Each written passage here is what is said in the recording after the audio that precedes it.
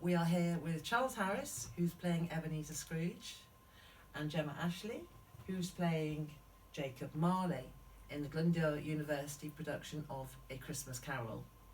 Hi guys. Hello. Hello. Hi, how are you? Good. Not too bad, thanks. Great, Yeah. brilliant. Now, as actors here at Glendale, can you tell me what's inspired you to follow this theatrical path? Do you want to go first or shall I? Go on, you go first, yeah. Okay, yeah. Be brave. I think for myself, the reason I took this journey, it was a great way for me to build confidence and to express myself and to take stuff that may have been negative in my life and transfer it into something positive and hopefully be able to help other people by doing it as well, to incorporate some mental health as well into Brilliant. theatre. Brilliant. And what about you, Charles? Quite similar to Jem, Oh, okay. but I also come from a theatrical background, Okay. so let me think, I have to try and remember this. Yeah. So I'm 5th generation performer. Okay. So my dad was a professional performer, my granddad, my great-granddad and my great-great-granddad. Okay, so they're all actors or ringmasters? Performers. Performers. My dad was in the Black and White Minstrels. Oh my god, amazing. Yeah, and I was fortunate enough to have performed with him quite a lot before he passed away, sadly. Yeah, he was in the theatre professionally in the 50s and the early 60s, and we worked with Morecambe and Wise and Tommy Cooper and people like that. Oh, wow. So the theatre, as they say, or performing anyway, runs in the family.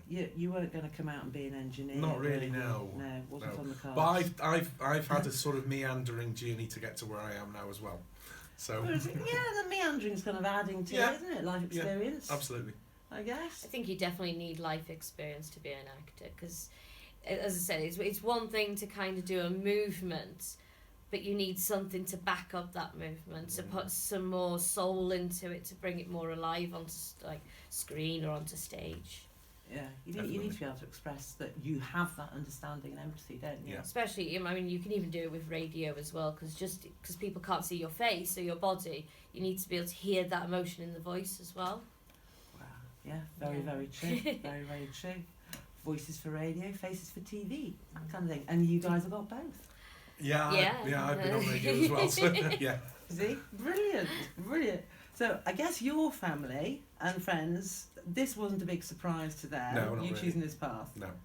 But what about for you, Gemma? What do your family and friends think?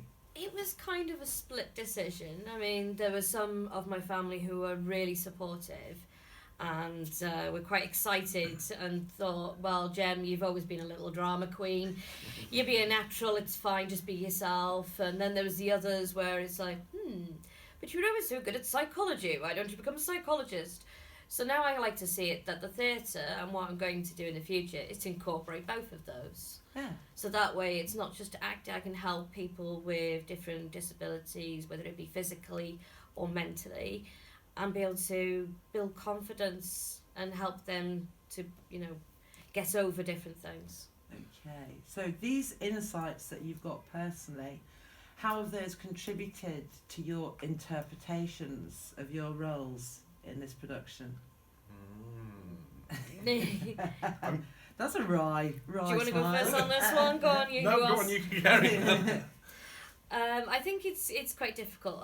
I mean, I'm playing a couple of characters that some of them I've chose, but for like Marley, I mean, I've got to have like this big boisterous voice, which is completely different to me.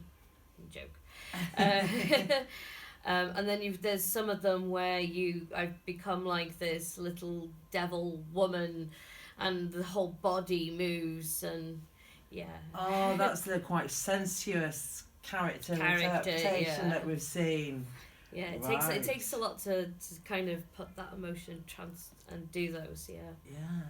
And what about you and Well, Ebenezer? you see, unlike everybody else in the cast, I'm only playing one part. But he's a really interesting character to look at. He goes through quite an emotional journey Yeah. all the way through the play. From the beginning, obviously, from being quite withdrawn and quite grumpy. That's the best way of putting it, I suppose. And then that journey, everybody knows the story about meeting the ghosts and then his eventual salvation at the end, if you like. And I see his journey as a journey of redemption anyway. You know, he had the possibility of having this wonderful life, which he then spurned in the pursuit of money. And then, of course, when he sees the error of his ways, he changes everything. And I suppose it's a story about everybody can change if they put their mind to it. Any kind of personal reflection on that? Yeah, definitely. Yeah, Yeah. I thought so. Oh, change is good. Change is always good. It's always positive. Yeah.